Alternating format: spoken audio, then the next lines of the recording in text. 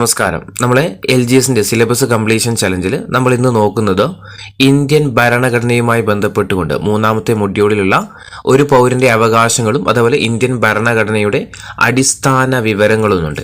നമ്മൾ ഇന്ന് നോക്കുന്നത് ഇന്ത്യൻ ഭരണഘടനയുമായി ബന്ധപ്പെട്ടിട്ടുള്ള അടിസ്ഥാന വിവരങ്ങൾ എന്ന ഭാഗമാണ് നോക്കുന്നത്. എന്താ ഭരണഘടന എന്ന് പറഞ്ഞു കഴിഞ്ഞാൽ ഒരു രാഷ്ട്രത്തിന്റെ അടിസ്ഥാന തത്വങ്ങളും അതുപോലെ നിയമങ്ങളും അടങ്ങുന്ന ഒരു ആധികാരിക പ്രമാണത്തെയാണ് എന്തെന്ന് പറയുന്നത് ഭരണഘടന എന്ന് പറയുന്നത് അല്ലെ, കോൺസ്റ്റിറ്റ്യൂഷൻ അല്ലെ. ഒരു രാഷ്ട്രത്തിന്റെ അടിസ്ഥാന തത്വങ്ങളും നിയമങ്ങളും അടങ്ങുന്ന ആധികാരിക പ്രമാണത്തെയാണ് എന്തെന്ന് പറയുന്നത് ഭരണഘടന എന്ന് പറയുന്നത് അല്ലെ. കോൺസ്റ്റിറ്റ്യൂവർ എന്നൊരു ലാറ്റിൻ പദത്തിൽ നിന്നാണ് എന്ത് ചെയ്യുന്നത് കോൺസ്റ്റിറ്റ്യൂഷൻ. കോൺസ്റ്റിറ്റ്യൂവർ എന്ന ലാറ്റിൻ പദത്തിൽ നിന്നാണ് കോൺസ്റ്റിറ്റ്യൂഷൻ എന്ന പദം ഉത്ഭവിച്ചത്. അതുപോലെ ലാ ഓഫ് ലാൻഡ് എന്നറിയപ്പെടുന്നത് എന്താ ഭരണഘടന കേട്ടോ. ലോ ഓഫ് ലാൻഡ് എന്നോ ലാ ഓഫ് ലാൻഡ് എന്നൊക്കെ അറിയപ്പെടുന്ന ഏതാ ഭരണഘടനയാണ്. അതുപോലെ രാഷ്ട്രത്തിന്റെ ഭരണം നടത്തുന്നതിനുള്ളൊരു നിയമങ്ങളുടെ ഉറവിടം ചോദിച്ചാൽ ഏതാ ഭരണഘടനയാണ് അല്ലെ. രണ്ട് വിധത്തിലുള്ള ഭരണഘടനയുണ്ട്. പ്രധാനമായിട്ടും ഭരണഘടനകളെ രണ്ടായിട്ടാണ് തിരിച്ചിരിക്കുന്നത്. ഒന്ന് ലിഖിത ഭരണഘടന എന്നും അതുപോലെ രണ്ടാമത്തത് അലിഖിത ഭരണഘടന എന്നും. അങ്ങനെ രണ്ട് ടൈപ്പാണ് നമ്മുടെ ഭരണഘടനയുള്ളത്.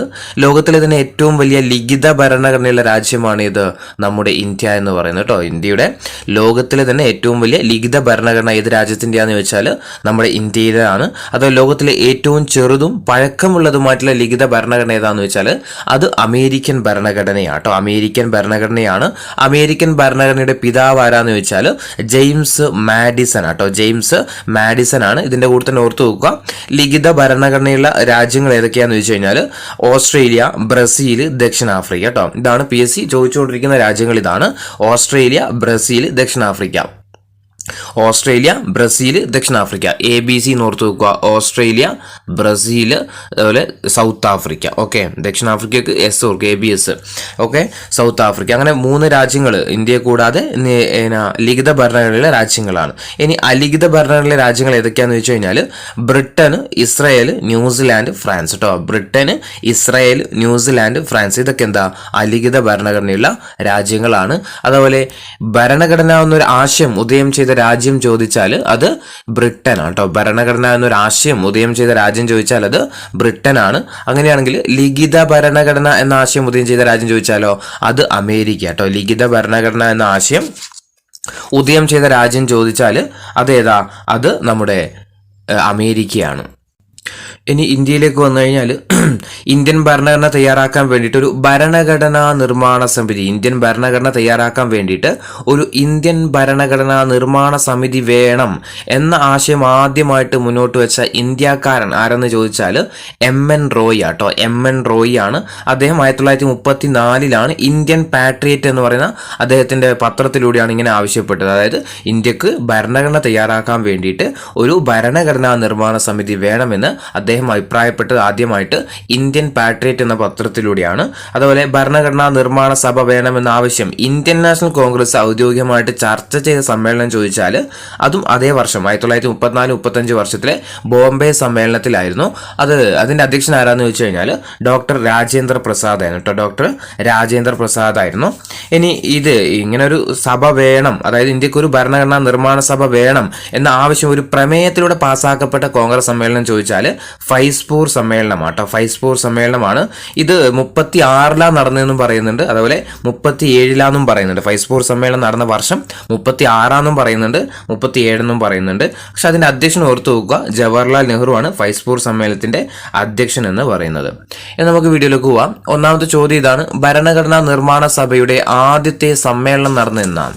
ഭരണഘടനാ നിർമ്മാണ സഭയുടെ ആദ്യത്തെ സമ്മേളനം നടന്ന വർഷം നമുക്കറിയാം. ഇന്ത്യൻ ഭരണഘടന തയ്യാറാക്കിയതാരാ ഭരണഘടനാ നിർമ്മാണ സഭയാണ് അല്ലെ. ഭരണഘടനാ നിർമ്മാണ സഭയാണ്. അതുപോലെ ഭരണഘടനാ നിർമ്മാണ സഭ രൂപീകരിക്കാൻ കാരണമായ ദൗത്യം ചോദിച്ചാൽ അത് ക്യാബിനറ്റ് മിഷൻ ആട്ടോ. ഭരണഘടന നിർമ്മാണ സഭ രൂപീകൃതമാകാൻ കാരണമായ ദൗത്യം ചോദിച്ചാൽ ഏതാ ക്യാബിനറ്റ് മിഷൻ ആണ്. ഇനി ഭരണഘടനാ നിർമ്മാണ സഭ രൂപീകൃതമായത് എന്താണെന്ന് ചോദിച്ചു കഴിഞ്ഞാൽ 1946 നവംബറിലാണ് ഭരണഘടനാ നിർമ്മാണ സഭ രൂപീകൃതമാകുന്നത്. ഇനി ഇവിടെ ചോദിച്ചിരുന്ന ക്വസ്റ്റ്യൻ, ഭരണഘടനാ നിർമ്മാണ സഭയുടെ ആദ്യത്തെ സമ്മേളനം നടന്ന വർഷം ഏത് തന്നെയാ 1946 തന്നെ. 1946 തന്നെയാണ് എന്ത് ചെയ്യുന്നത് ഭരണഘടനയുടെ ആദ്യത്തെ സമ്മേളനം നടക്കുന്നത്. ഓർത്തു നോക്കുക, പ്രഥമ സമ്മേളനം നടന്നത് എന്താണെന്ന് വെച്ച് കഴിഞ്ഞാൽ 1946 ഡിസംബർ 9-നാണ് കേട്ടോ. ഡിസംബർ 9-നാണ് ഭരണഘടനാ നിർമ്മാണ സഭയുടെ പ്രഥമ സമ്മേളനം നടന്നത് എന്താണെന്ന് വെച്ച് കഴിഞ്ഞാൽ ഡിസംബർ 9-നാണ്. ഡിസംബർ 6-നാണ് രൂപീകൃതമാകുന്നത്. ഡിസംബർ 6-നാണ് രൂപീകൃതമാകുന്നത്. അതുപോലെ ഡിസംബർ 9-നാണ് എന്ത് ചെയ്യുന്നത്, പ്രഥമ സമ്മേളനവും നടക്കുന്നത്. ഇനി രണ്ടാമത്തെ ചോദ്യം, ഭരണഘടനാ നിർമ്മാണ സഭയുടെ നിയമ ഉപദേഷ്ടാവ് ആരായിരുന്നു? ഭരണഘടനാ നിർമ്മാണ സഭയുടെ നിയമ ഉപദേഷ്ടാവ് ആരാന്ന് വെച്ചാൽ ആരായിരുന്നു? BN റാവു ആണ് കേട്ടോ. ഓപ്ഷൻ എ ആണ്, BN റാവു ആയിരുന്നു ഭരണഘടനാ നിർമ്മാണ സഭയുടെ നിയമ ഉപദേഷ്ടാവ് എന്ന് പറയുന്നത്. ഇനി ഇന്ത്യ വിഭജനത്തിന്റെ ഭാഗമായിട്ട് മൗണ്ട് ബാറ്റൻ പദ്ധതി രൂപീകരിച്ചത് എന്നാണ്. ഇന്ത്യ വിഭജനത്തിന്റെ ഭാഗമായിട്ട് മൗണ്ട് ബാറ്റൻ പദ്ധതി രൂപവൽക്കരിച്ചത് എന്നാന്ന് ചോദിച്ചു കഴിഞ്ഞാൽ 47 ജൂൺ 3-നാണ് അല്ലെ. 47 ജൂൺ 3-നാണ്. നമുക്കറിയാം എന്ത് പേരിലേക്കാണ് മൗണ്ട് ബാറ്റൻ പദ്ധതി അറിയപ്പെടുന്നത്? നമ്മുടെ June 3 plan, Balkan plan, Dickie Bird plan എന്നൊക്കെ അറിയപ്പെടുന്ന ഏതാ? നമ്മുടെ മൗണ്ട് ബാറ്റൻ പ്ലാനാണ്. അപ്പോൾ 1947 ജൂൺ 3-നാണ് ഏത് രൂപീകരിക്കുന്നത്? മൗണ്ട് ബാറ്റൻ പദ്ധതി രൂപീകരിക്കുന്നത്. ഇനി മൗണ്ട് ബാറ്റൻ പദ്ധതി അറിയപ്പെടുന്ന മറ്റു പേരുകൾ ഏതൊക്കെയാണ്? നമ്മളിപ്പോൾ പറഞ്ഞു ഏതൊക്കെയാ മൗണ്ട് ബാറ്റൻ പദ്ധതി അറിയപ്പെടുന്ന മറ്റു പേരുകൾ ഏതൊക്കെയാ? ഓപ്ഷൻ ബി ആണ്, ജൂൺ 3 പ്ലാൻ എന്നും അതുപോലെ ബാൽക്കൻ പ്ലാൻ എന്നൊക്കെ അറിയപ്പെടുന്നത് ഏത് തന്നെയാ? മൗണ്ട് ബാറ്റൻ പദ്ധതിയാണ്. ഇനി മൗണ്ട് ബാറ്റൻ പദ്ധതി പ്രകാരം നിലവിൽ വന്ന ആക്ട് ഏതാ?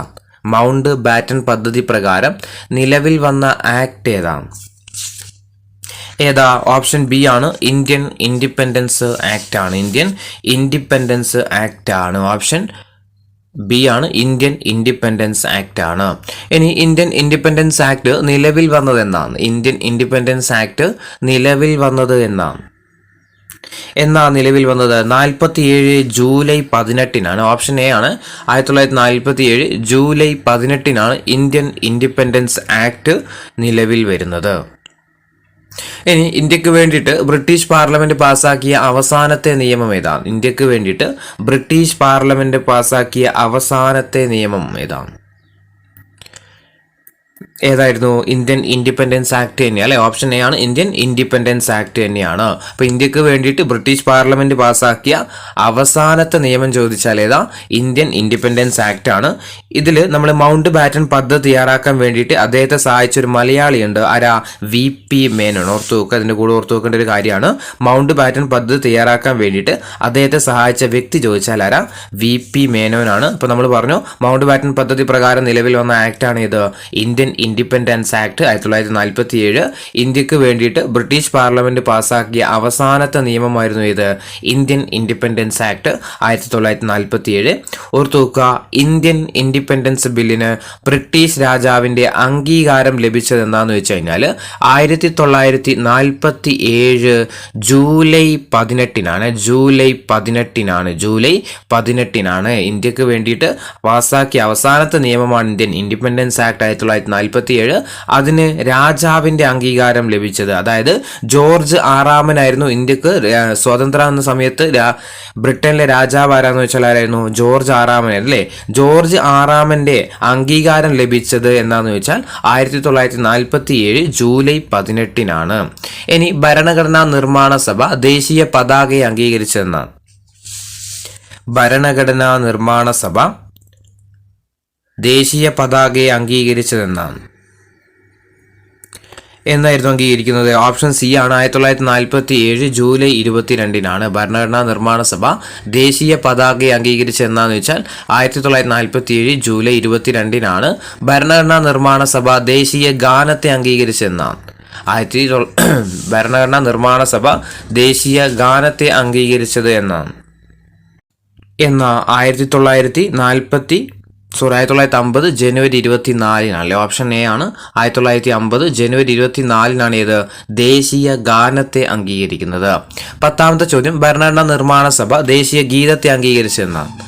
ഭരണഘടനാ നിർമ്മാണ സഭ ദേശീയ ഗീതത്തെ അംഗീകരിച്ചതെന്നാണ്. 50 ജനുവരി 24-ന് തന്നെയാണ്. അപ്പോൾ ദേശീയ ഗീതവും ദേശീയ ഗാനവും അംഗീകരിച്ച് എന്നാന്ന് വെച്ചാൽ 1950 ജനുവരി 24-നാണ്. 11ാമത്തെ ചോദ്യം, ഭരണഘടനാ നിർമ്മാണ സഭ ദേശീയ മുദ്രയെ അംഗീകരിച്ചെന്നാണ്. ഭരണഘടനാ നിർമ്മാണ സഭ ദേശീയ മുദ്രയെ അംഗീകരിച്ചെന്നാണ്. എന്നാൽ 50 ജനുവരി 26-നാണ്. ഓപ്ഷൻ ബി ആണ്, 50 ജനുവരി 26-നാണ്. ഇനി ഭരണഘടനാ നിർമ്മാണ സഭ ദേശീയ കലണ്ടറിനെ അംഗീകരിച്ചതെന്ന? ഭരണഘടനാ നിർമ്മാണ സഭ ദേശീയ കലണ്ടർ അംഗീകരിച്ചതെന്ന? എന്നാൽ ഓപ്ഷൻ ബി ആണ്, 1957 മാർച്ച് 22-നാണ് ഭരണഘടനാ നിർമ്മാണ സഭ ദേശീയ കലണ്ടർ അംഗീകരിച്ചതെന്ന 1957 മാർച്ച് 22-നാണ്. ഇനി 22 കമ്മിറ്റികൾ അടങ്ങിയ ഭരണഘടനാ നിർമ്മാണ സഭയിലെ പ്രധാന കമ്മിറ്റി ഏതാണ്? 22 കമ്മിറ്റികൾ അടങ്ങിയ ഭരണഘടനാ നിർമ്മാണ സഭയിലെ പ്രധാന കമ്മിറ്റി ഏതാണ്? ഏതായിരുന്നു? ഡ്രാഫ്റ്റിംഗ് കമ്മിറ്റിയാണല്ലേ. ഓപ്ഷൻ ഡി ഡ്രാഫ്റ്റിംഗ് കമ്മിറ്റിയാണ്. ഇനി 14ാമത്തെ ചോദ്യം, ഡ്രാഫ്റ്റിംഗ് കമ്മിറ്റിയെ നിയമിച്ചതെന്നാണ്? ഡ്രാഫ്റ്റിംഗ് കമ്മിറ്റിയെ നിയമിച്ചതെന്നാണ്, അല്ലെങ്കിൽ ഡ്രാഫ്റ്റിംഗ് കമ്മിറ്റി നിലവിൽ വന്നത് എന്നാണ്? എന്നായിരുന്നു ഡ്രാഫ്റ്റിംഗ് കമ്മിറ്റി നിലവിൽ വന്നത്? ഓപ്ഷൻ ബി ആണ് അല്ലെ, 1947 ഓഗസ്റ്റ് 29-നാണ്. 1947 ഓഗസ്റ്റ് 29-നാണ് ഏത് വരുന്നത്? ഡ്രാഫ്റ്റിംഗ് കമ്മിറ്റി വരുന്നത്. ഇനി ഡ്രാഫ്റ്റിംഗ് കമ്മിറ്റിയുടെ ചെയർമാൻ ആരാണ്? ഡ്രാഫ്റ്റിംഗ് കമ്മിറ്റിയുടെ ചെയർമാൻ ആരായിരുന്നു? ഡ്രാഫ്റ്റിംഗ് കമ്മിറ്റിയുടെ ചെയർമാൻ? നമുക്കറിയാം, BR അംബേദ്കർ ആണ് അല്ലെ. BR അംബേദ്കർ ആണ്. ഓപ്ഷൻ സി BR അംബേദ്കർ ആണ് ഡ്രാഫ്റ്റിംഗ് കമ്മിറ്റിയുടെ ചെയർമാൻ എന്ന് പറയുന്നത്. 16ാമത്തെ ചോദ്യം, ഡ്രാഫ്റ്റിംഗ് കമ്മിറ്റിയിലെ അംഗങ്ങൾ എത്രയായിരുന്നു? ഡ്രാഫ്റ്റിംഗ് കമ്മിറ്റിയിലെ അംഗങ്ങൾ എത്രയാണ്? 7 അംഗങ്ങളായിരുന്നു ഇവിടെ ഉണ്ടായിരുന്നത്, ഡ്രാഫ്റ്റിംഗ് കമ്മിറ്റിയിൽ ഉണ്ടായിരുന്നത്. ഇനി ഭരണഘടനാ നിർമ്മാണ സഭയിൽ BR അംബേദ്കർ തൻ്റെ അവസാന പ്രസംഗത്തിൽ യൂണിറ്റി ഓഫ് ട്രിനിറ്റി എന്ന് വിശേഷിപ്പിച്ചത് എന്തിനൊക്കെയാണ്? ഭരണഘടനാ നിർമ്മാണ സഭയിൽ BR അംബേദ്കർ തൻ്റെ അവസാന പ്രസംഗത്തിൽ യൂണിറ്റി ഓഫ് ട്രിനിറ്റി എന്ന് വിശേഷിപ്പിച്ചത് എന്തിനൊക്കെയാണ്? ഓപ്ഷൻ ഡി ആണ്, സ്വാതന്ത്ര്യം, സമത്വം, സാഹോദര്യമാണ് കേട്ടോ.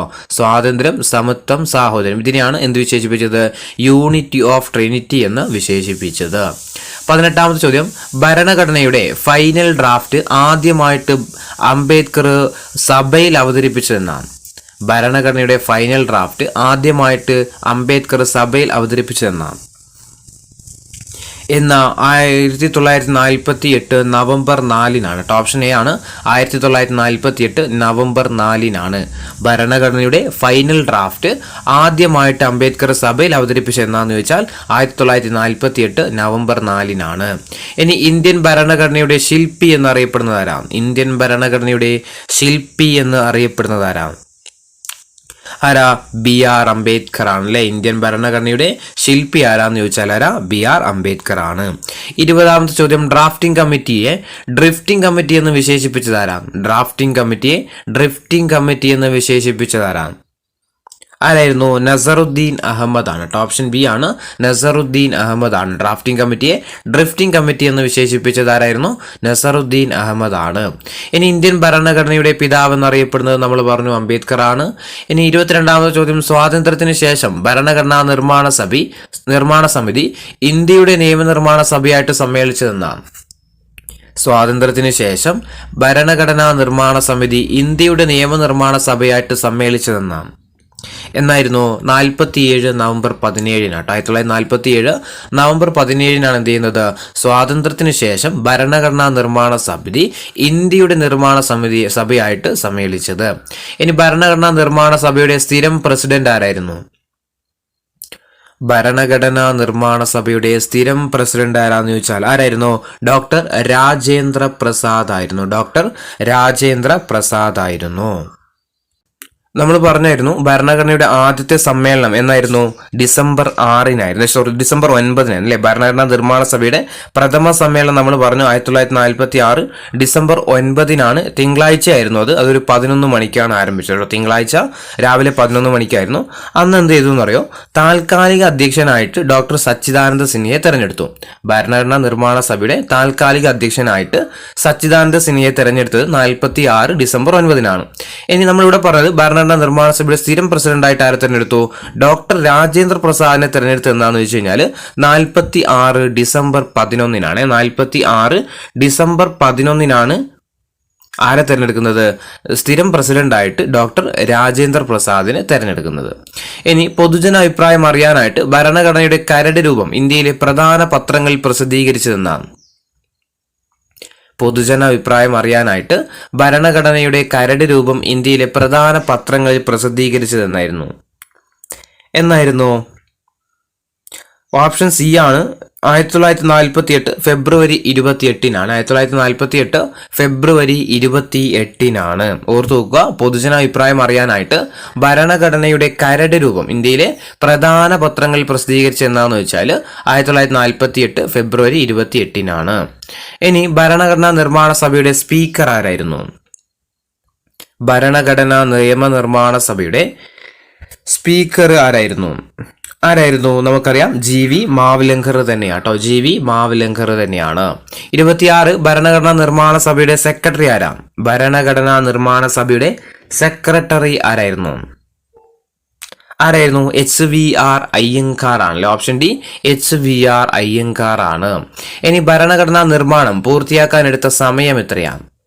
ഭരണഘടന നിർമ്മിക്കാൻ വേണ്ടിയിട്ടെടുത്ത സമയം എത്രയാ? 2 വർഷം 11 മാസം 17 ദിവസമാണ്. ഓപ്ഷൻ ബി ആണ് 2 വർഷം 11 മാസം 17 ദിവസമാണ്. ഇനി ഭരണഘടനയുടെ നിർമ്മാണത്തിന് ചെലവായ തുക എത്രയാണ്? ഭരണഘടനയുടെ നിർമ്മാണത്തിന് ചെലവായ തുക എത്രയാ? 64 ലക്ഷം രൂപയാണ്. 64 ലക്ഷം രൂപയാണ്. ഇനി ഭരണഘടനാ നിർമ്മാണ സമിതി അംഗീകരിച്ചതെന്നാണ്? ഭരണഘടനയെ ഭരണഘടനാ നിർമ്മാണ സമിതി അംഗീകരിച്ചതെന്നാണ്? ഓപ്ഷൻ ബി ആണ് 49 നവംബർ 26-നാണ് ഭരണഘടനയെ നിർമ്മാണ സമിതി അംഗീകരിച്ചതെന്നാന്ന് ചോദിച്ചാൽ 49 നവംബർ 26-നാണ്. ഇനി ഭരണഘടനാ നിർമ്മാണ സമിതിയിലെ അംഗങ്ങൾ ഭരണഘടനയിൽ ഒപ്പുവെച്ചതെന്നാണ്? ഭരണഘടനാ നിർമ്മാണ സമിതിയിലെ അംഗങ്ങൾ ഭരണഘടനയിൽ ഒപ്പുവെച്ചതെന്നാന്ന് ചോദിച്ചാൽ 50 ജനുവരി 24-നാണ്. 50 ജനുവരി 24-നാണ്. 50 ജനുവരി 24 1950 ജനുവരി 24-നാണ് ഭരണഘടനാ നിർമ്മാണ സമിതിയിലെ അംഗങ്ങൾ ഭരണഘടനയിൽ ഒപ്പുവെക്കുന്നത്.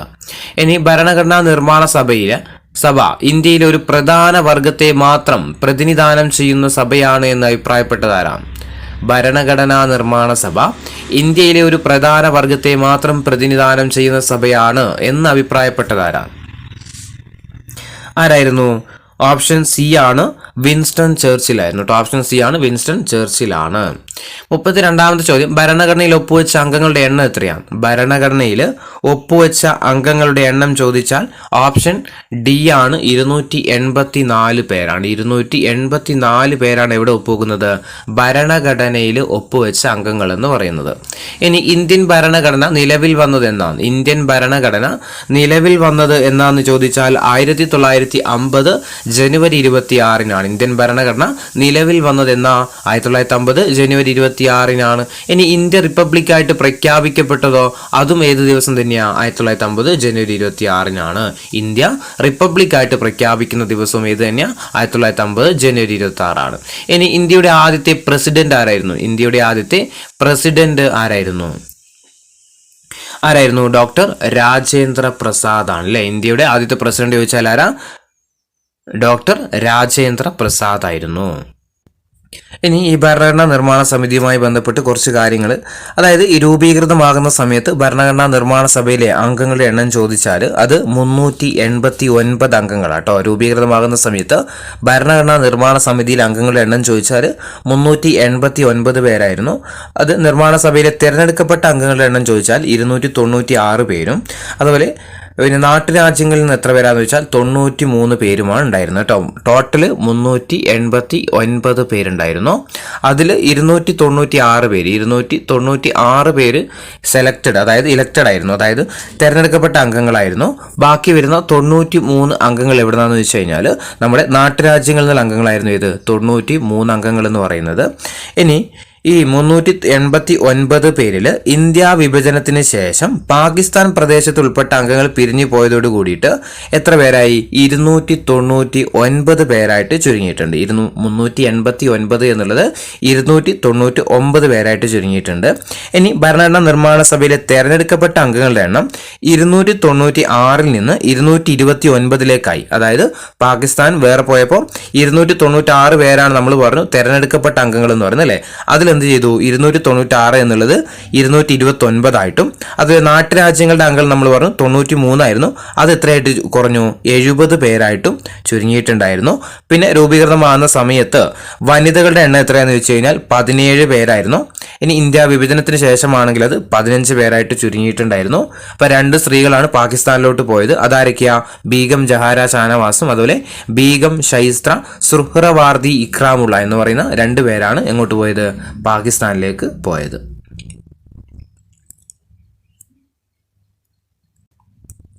അതുപോലെ ഭരണഘടനാ നിർമ്മാണ സഭയുടെ പ്രഥമ സമ്മേളനം നമ്മൾ പറഞ്ഞത് 46 ഡിസംബർ 9 പറഞ്ഞായിരുന്നു. അതിൽ എത്ര പേരാ പങ്കെടുത്തത്? 207 പേരായിരുന്നു പങ്കെടുത്തത് കേട്ടോ. ഭരണഘടനാ നിർമ്മാണ സഭയുടെ പ്രഥമ സമ്മേളനത്തിൽ പങ്കെടുത്തവരുടെ ആകെ എണ്ണം ചോദിച്ചാൽ 207 പേരാണ്. അതിൽ എത്ര വനിതകൾ പങ്കെടുത്തു എന്ന് വെച്ചാൽ 9 വനിതകളാണ് പങ്കെടുത്തത്. ഇനി ഭരണഘടനാ നിർമ്മാണ സഭയുടെ പ്രഥമ സമ്മേളനത്തിന്റെ വേദി എവിടെയായിരുന്നു? പാർലമെന്റിലെ സെൻട്രൽ ഹാളിലായിരുന്നു. പ്രഥമ സമ്മേളനത്തിലെ അധ്യക്ഷൻ നമ്മൾ പറഞ്ഞിട്ടുണ്ടായിരുന്നു താൽക്കാലിക അധ്യക്ഷനായിട്ടുള്ള സച്ചിദാനന്ദ സിൻഹയായിരുന്നു അല്ലെ, സച്ചിദാനന്ദ സിൻഹയായിരുന്നു. പിന്നെ വേറെന്താ പറയാനുള്ളത്? ഭരണഘടനാ നിർമ്മാണ സഭയുടെ സ്ഥിരം അധ്യക്ഷനായിട്ട് വന്നതാരാ? ഡോക്ടർ രാജേന്ദ്ര പ്രസാദ് നമ്മൾ പറഞ്ഞിട്ടുണ്ട്. പിന്നെ ഭരണഘടനയിൽ ഒപ്പുവെച്ച അംഗങ്ങളുടെ എണ്ണം ചോദിച്ചാൽ അത് 284 പേരാണ്. 284 പേരാണ് എവിടെ ഒപ്പുവെക്കുന്നത്? ഭരണഘടനയിൽ ഒപ്പുവെച്ച അംഗങ്ങൾ 284 പേരാണ്. എന്നായിരുന്നു ഒപ്പുവെച്ചത്? 1950 ജനുവരി 24 ഒപ്പുവെക്കുന്നത് അല്ലേ. ഇനി അടുത്ത ചോദ്യം, ഇന്ത്യൻ ഭരണഘടനയുടെ ആത്മാവായിട്ട് വിശേഷിപ്പിക്കുന്നത് എന്താണ്? ഇന്ത്യൻ ഭരണഘടനയുടെ ആത്മാവായിട്ട് വിശേഷിപ്പിക്കുന്നത് എന്താണെന്ന് ചോദിച്ചാൽ ഓപ്ഷൻ ബി ആമുഖമാണ്. ഇന്ത്യൻ ഭരണഘടനയുടെ ആത്മാവായിട്ട് വിശേഷിപ്പിക്കുന്നത് ഏതാ? ആമുഖമാണ്. ഇനി ഇന്ത്യൻ ഭരണഘടനയുടെ രത്നം എന്നറിയപ്പെടുന്നത് എന്താണ്? ഇന്ത്യൻ ഭരണഘടനയുടെ രത്നം എന്ന് അറിയപ്പെടുന്നത് ഓപ്ഷൻ ബി ആമുഖം തന്നെയാണ്. ഇന്ത്യൻ ഭരണഘടനയുടെ രത്നമെന്നും ആത്മാവെന്നും അറിയപ്പെടുന്നത് ഏതാ? ആമുഖമാണ്. ഇനി ഭരണഘടനാ നിർമ്മാതാക്കളുടെ മനസ്സിലേക്കുള്ള താക്കോലായിട്ട് കണക്കാക്കപ്പെടുന്നത് എന്താണ്? ഭരണഘടനാ നിർമ്മാതാക്കളുടെ മനസ്സിലേക്കുള്ള താക്കോലായിട്ട് കണക്കാക്കപ്പെടുന്നത് എന്താ? ഓപ്ഷൻ സി ആമുഖം തന്നെയാട്ടോ, ആമുഖമാണ്. ഇനി ആമുഖം എന്ന ആശയം ഇന്ത്യ കടമെടുത്തിരിക്കുന്ന രാജ്യം ഏതാണ്? ആമുഖം എന്ന ആശയം ഇന്ത്യ കടമെടുത്തിരിക്കുന്ന രാജ്യം ചോദിച്ചാൽ ഓപ്ഷൻ സി ആണ്, അമേരിക്കയാണ്. ആമുഖം എന്ന ആശയം ഇന്ത്യ കടമെടുത്തിരിക്കുന്ന രാജ്യം ഏതാ? അമേരിക്കയാണ്. ഇനി ഇന്ത്യൻ ഭരണഘടനയുടെ ആമുഖം നിലവിൽ വന്നത് എന്നാണ്? ഇന്ത്യൻ ഭരണഘടനയുടെ ആമുഖം നിലവിൽ വന്നത് എന്നാണ്? 50 ജനുവരി 26 1950 ജനുവരി 26 ഇന്ത്യൻ ഭരണഘടന ആമുഖം നിലവിൽ വന്നതാണ്. ജനുവരി 26 ആരായിരുന്നു ഇന്ത്യയുടെ ഭരണഘടന ആമുഖത്തിന്റെ ശില്പി എന്ന് പറയുന്നത്? അത് ജവഹർലാൽ നെഹ്റു ആണല്ലേ. ഇന്ത്യൻ ഭരണഘടനയുടെ ആമുഖത്തിന്റെ ശില്പി ചോദിച്ചാൽ ആരാ? ജവഹർലാൽ നെഹ്റു ആണ്. നെഹ്റു നമ്മുടെ ഭരണഘടനാ നിർമ്മാണ സഭയിൽ ഒരു ലക്ഷ്യപ്രമേയം അവതരിപ്പിച്ചിട്ടുണ്ടായിരുന്നു 1946 ഡിസംബർ 13. അതാണ് എന്തായിട്ട് വന്നത്? നമ്മുടെ ഭരണഘടനയുടെ ആമുഖമായിട്ട് നിലവിൽ വന്നത്. ഇനി ഭരണഘടനയുടെ ആമുഖത്തിന്റെ ശില്പി എന്നറിയപ്പെടുന്നത് ജവഹർലാൽ നെഹ്റു നമ്മളിപ്പോൾ പറഞ്ഞു. ഇനി ജവഹർലാൽ നെഹ്റു അവതരിപ്പിച്ച ലക്ഷ്യപ്രമേയത്തെ ഇന്ത്യൻ ഭരണഘടനയുടെ ആമുഖമായിട്ട് ഭരണഘടനാ നിർമ്മാണ സമിതി അംഗീകരിച്ചതെന്നാണ്? ജവഹർലാൽ നെഹ്റു അവതരിപ്പിച്ച ലക്ഷ്യപ്രമേയത്തെ ഇന്ത്യൻ ഭരണഘടനയുടെ ആമുഖമായിട്ട് ഭരണഘടനാ നിർമ്മാണ സമിതി അംഗീകരിച്ചതെന്നായിരുന്നു? എന്നായിരുന്നു? ഓപ്ഷൻ എ ആണ്, 1947 ജനുവരി 22 ഈ ലക്ഷ്യപ്രമേയം അവതരിപ്പിക്കുന്നത് എന്താണെന്ന് ചോദിച്ചാൽ ഡിസംബർ 13 46 ഡിസംബർ 13 അവതരിപ്പിക്കുന്നത്. അത് ഭരണഘടനാ നിർമ്മാണ സമിതി അംഗീകരിക്കുന്നത് 47 ജനുവരി 22 ഇനി ആമുഖത്തിലെ സാഹോദര്യം എന്ന വാക്ക് നിർദ്ദേശിച്ചതാരാം? ആമുഖത്തിലെ സാഹോദര്യം എന്ന വാക്ക് നിർദ്ദേശിച്ചത് ഓപ്ഷൻ ബി ആണ്, ഡോക്ടർ BR അംബേദ്കർ ആണ്. ആമുഖത്തിലെ സാഹോദര്യം എന്ന വാക്ക് നിർദ്ദേശിച്ചതാരാ? അംബേദ്കർ ആണ്. ഇനി ഭരണഘടനയുടെ വിശാലമായ സവിശേഷതകളുടെ സാരാംശമായിട്ട് കണക്കാക്കുന്നത് എന്താണ്? ഭരണഘടനയുടെ വിശാലമായ സവിശേഷതകളുടെ സാരാംശമായിട്ട് കണക്കാക്കുന്നതാണ് ഇത് ആമുഖം എന്ന് പറയുന്നു. ഓപ്ഷൻ എ ആമുഖം. 45ാമത്തെ ചോദ്യം, ഇന്ത്യൻ ഭരണഘടനയിലെ ആമുഖം ആരംഭിക്കുന്നത് എങ്ങനെയാണ്? ഇന്ത്യൻ ഭരണഘടനയിലെ ആമുഖം ആരംഭിക്കുന്നത് എങ്ങനെയാ? നാം ഭാരതത്തിലെ ജനങ്ങൾ എന്നാണ്. ഓപ്ഷൻ ഡി നാം ഭാരതത്തിലെ ജനങ്ങൾ എന്നാണ്. ഇനി ആമുഖം ഭേദഗതി ചെയ്യുമ്പോൾ ഇന്ത്യയുടെ പ്രധാനമന്ത്രി ആരായിരുന്നു? ആമുഖം ഭേദഗതി ചെയ്യുന്ന സമയത്ത് ഇന്ത്യയുടെ പ്രധാനമന്ത്രി ആരായിരുന്നു? ഓപ്ഷൻ എ ആണ് ഇന്ദിരാഗാന്ധിയാണ് അല്ലേ.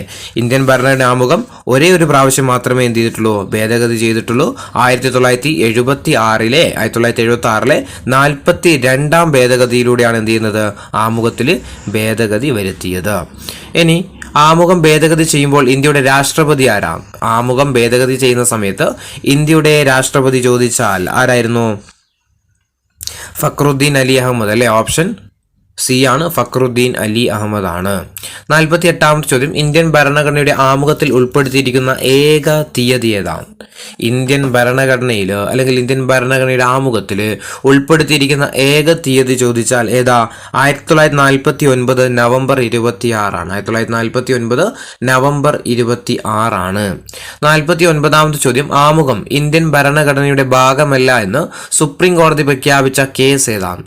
ആമുഖം ഇന്ത്യൻ ഭരണഘടനയുടെ ഭാഗമല്ലെന്ന് സുപ്രീം കോടതി പ്രഖ്യാപിച്ച കേസ് ഏതാണ്? ഓപ്ഷൻ ഡി ആണ്, ബെറൂഭാരി കേസാണ്. ആമുഖം ഇന്ത്യൻ ഭരണഘടനയുടെ ഭാഗമല്ലെന്ന് പ്രഖ്യാപിച്ച സുപ്രീം കോടതി കേസാണ് ഏത്? ബെറുബാരി കേസ്. ഇനി പുതിയ സംസ്ഥാനങ്ങളുടെ രൂപീകരണത്തെക്കുറിച്ച് പ്രതിപാദിക്കുന്ന വകുപ്പ് ഏതാണ്? പുതിയ സംസ്ഥാനങ്ങളുടെ രൂപീകരണത്തെക്കുറിച്ച് പ്രതിപാദിക്കുന്ന വകുപ്പ് ചോദിച്ചാൽ ഓപ്ഷൻ ബി ആണ്, ആർട്ടിക്കിൾ 3 ആണ്. 51ാമത്തെ ചോദ്യം, നിലവിൽ എത്ര സംസ്ഥാനങ്ങളുണ്ട്? 28 സംസ്ഥാനങ്ങളാണുള്ളത്. ഇനി ആന്ധ്രാപ്രദേശ് വിഭജിച്ചിട്ട് തെലങ്കാന സംസ്ഥാനം രൂപീകരിച്ചതെന്നാണ്. ആന്ധ്രാപ്രദേശ് വിഭജിച്ചിട്ട് തെലങ്കാന സംസ്ഥാനം രൂപീകരിച്ചതെന്നാണ് എന്ന ഓപ്ഷൻ സി ആണ്, 2014 ജൂൺ 2 ഇനി പുതിയ സംസ്ഥാനം രൂപീകരിക്കാൻ പാർലമെന്റിൽ വേണ്ട ഭൂരിപക്ഷം ഏതാണ്? പുതിയ ഒരു സംസ്ഥാനം രൂപീകരിക്കണമെങ്കിൽ നമ്മുടെ പാർലമെന്റിൽ വേണ്ട ഭൂരിപക്ഷം എത്ര വേണം? കേവല ഭൂരിപക്ഷമാണ് അല്ലേ. ഓപ്ഷൻ ബി കേവല ഭൂരിപക്ഷമാണ്. ഇനി ഇന്ത്യൻ പ്രദേശങ്ങൾ വിദേശ രാജ്യങ്ങൾക്ക് കൈമാറ്റം നടത്താൻ ഭരണഘടനാ ഭേദഗതി ആവശ്യമാണെന്ന് സുപ്രീം കോടതി വിധിച്ച കേസ് ഏതാണ്? ഇന്ത്യൻ പ്രദേശങ്ങൾ വിദേശ രാജ്യങ്ങൾക്ക് കൈമാറ്റം നടത്താൻ ഭരണഘടനാ ഭേദഗതി ആവശ്യമാണെന്ന് സുപ്രീം കോടതി വിധിച്ച കേസ് ഏതായിരുന്നു? ഓപ്ഷൻ ഡി ആണ്, ബെറൂഭാരി വേഴ്സസ് യൂണിയൻ കേസാണ്. 55ാമത്തെ ചോദ്യം, ഇന്ത്യ ബംഗ്ലാദേശ് പ്രദേശ കൈമാറ്റം നിലവിൽ വന്ന ഭരണഘടനാ ഭേദഗതി ഏതാണ്? ഇന്ത്യ ബംഗ്ലാദേശ് പ്രദേശ കൈമാറ്റം നിലവിൽ വന്ന ഭരണഘടനയിലെ ഭേദഗതി ഏതായിരുന്നു? 100ാമത്തെ ഭേദഗതിയാണ് അല്ലെ. ഓപ്ഷൻ എ ആണ്, 100ാമത്തെ ഭേദഗതിയാണ്. 56 ഇന്ത്യൻ ഭരണഘടനയിൽ പൗരത്വത്തെക്കുറിച്ച് പ്രതിപാദിക്കുന്ന ഭാഗം ഏതാണ്? ഇന്ത്യൻ ഭരണഘടനയിൽ പൗരത്വത്തെക്കുറിച്ച് പ്രതിപാദിക്കുന്ന ഭാഗം ഓപ്ഷൻ സി ആണ്, 2ാം ഭാഗമാണ് അല്ലെ. പാർട്ട് 2ലാണ് പൗരത്വത്തെക്കുറിച്ച് പറയുന്നത്. 57 ഇന്ത്യൻ ഭരണഘടന വിഭാവനം ചെയ്യുന്ന പൗരത്വം ഏതാണ്? ഇന്ത്യൻ ഭരണഘടന വിഭാവനം ചെയ്യുന്ന പൗരത്വം ചോദിച്ചാൽ ഏതാ? ഏക പൗരത്വമാണ് അല്ലെ. ഏക പൗരത്വമാണ്. 58ാമത്തെ ചോദ്യം, ഏക പൗരത്വം എന്ന ആശയം ഇന്ത്യ കടമെടുത്തിരിക്കുന്ന രാജ്യം ഏതാണ്?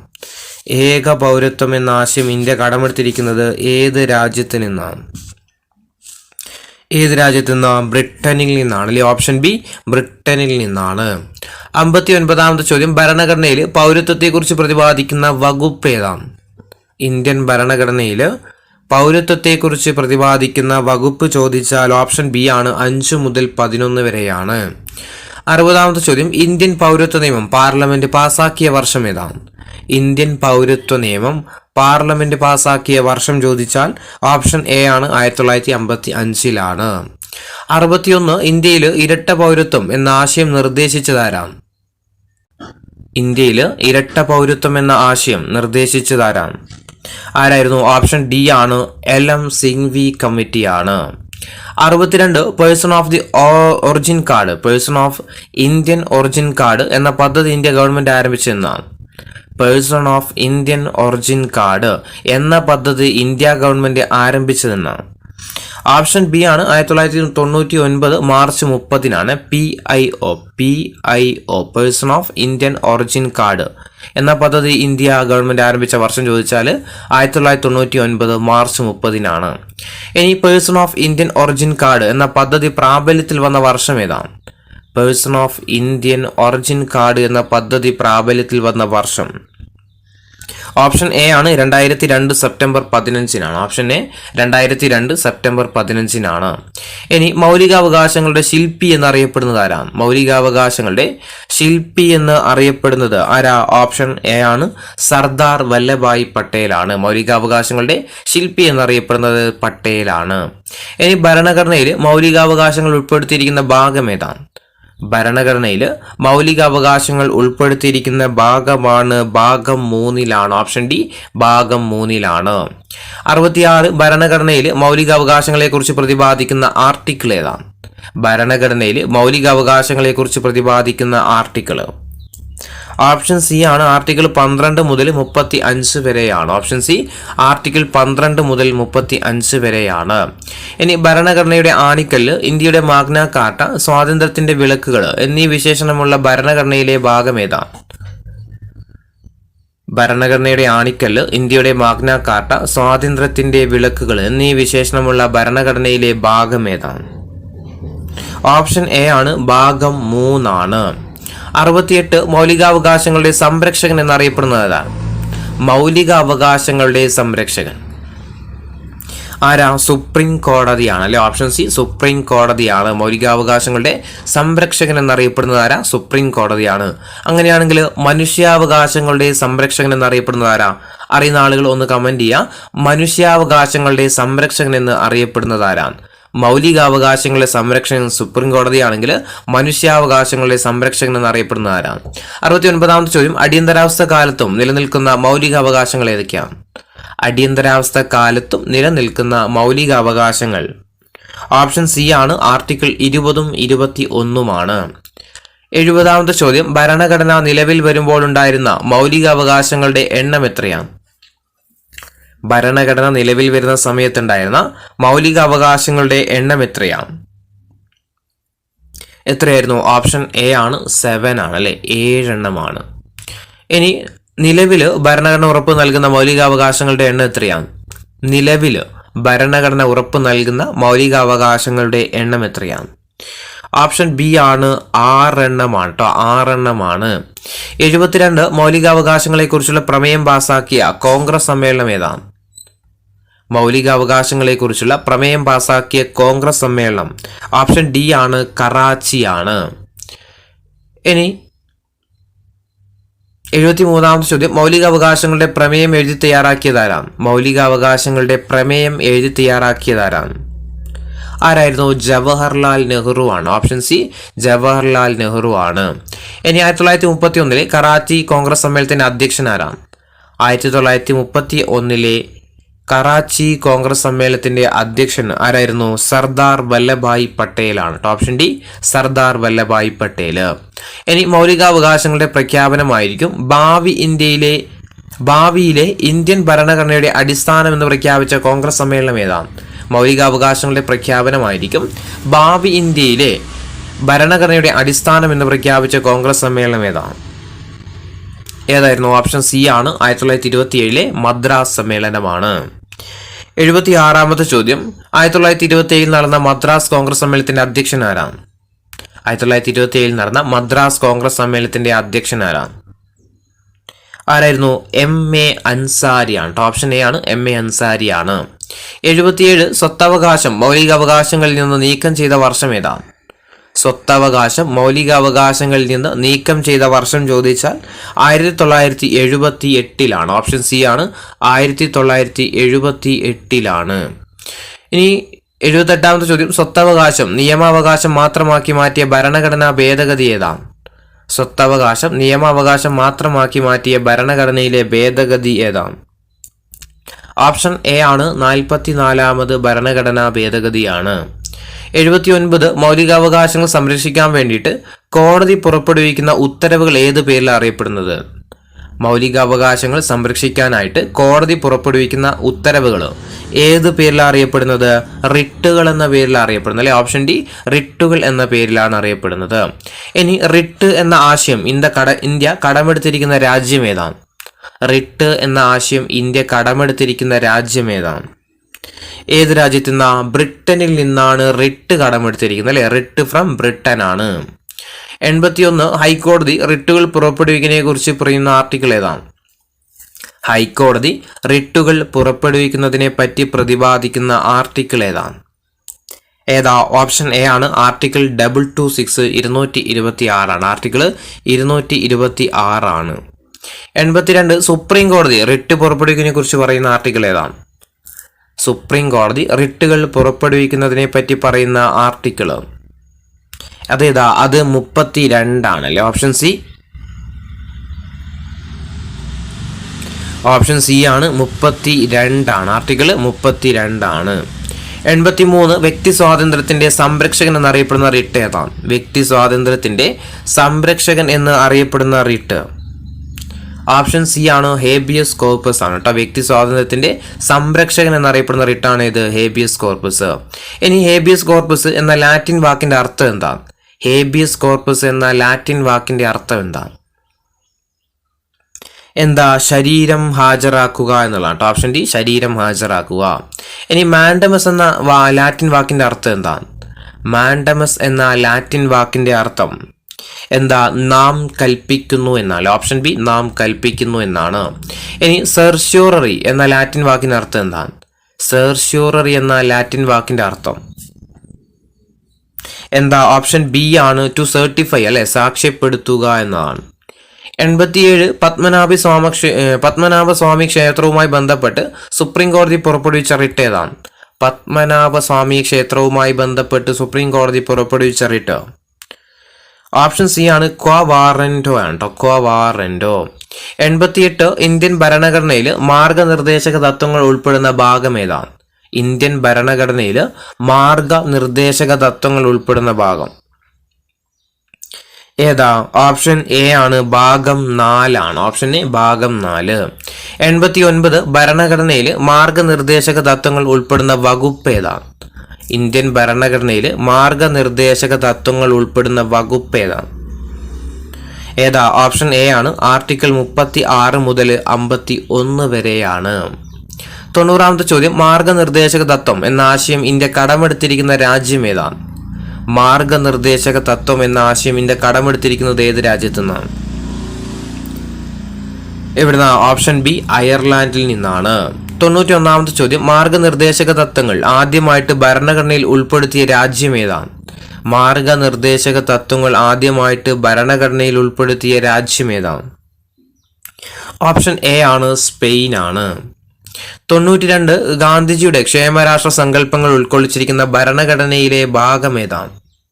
ഗാന്ധിജിയുടെ ക്ഷേമരാഷ്ട്ര സങ്കല്പങ്ങൾ ഉൾക്കൊള്ളിച്ചിരിക്കുന്ന ഭരണഘടനയിലെ ഭാഗം ഓപ്ഷൻ എ ആണ് 4ാം ഭാഗമാണ് അല്ലെ. 4ാം ഭാഗത്താണ്, അതായത് നിർദ്ദേശക തത്വങ്ങളുടെ ഭാഗത്താണ്.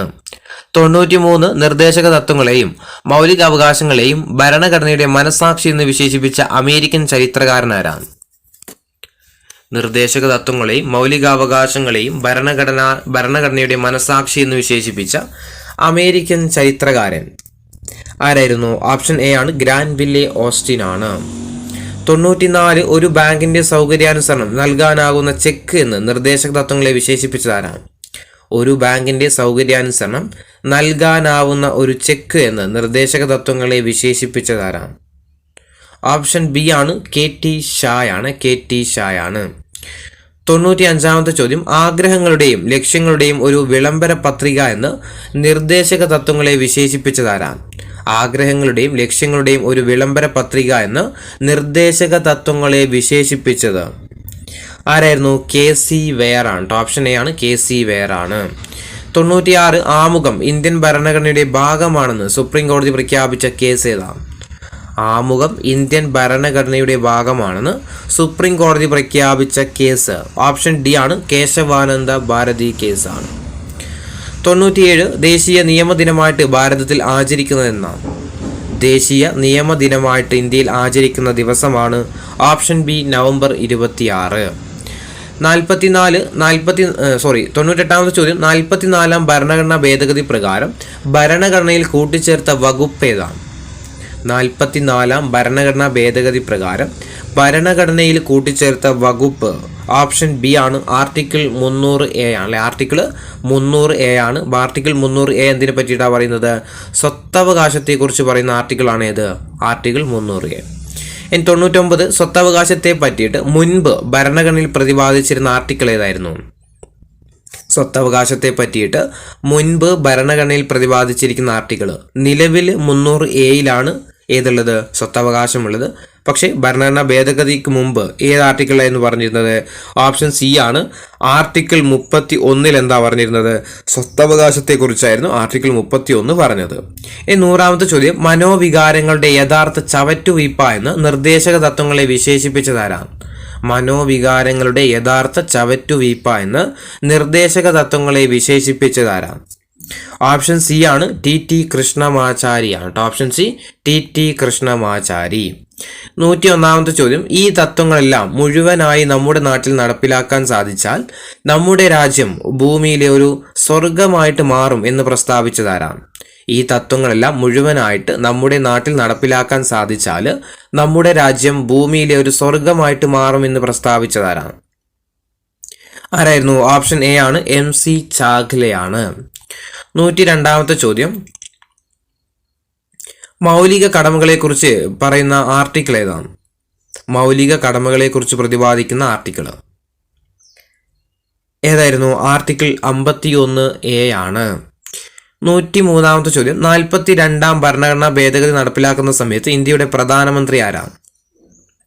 42ാം ഭരണഘടനാ ഭേദഗതി നടപ്പിലാക്കുന്ന സമയത്ത് ഇന്ത്യയുടെ പ്രധാനമന്ത്രി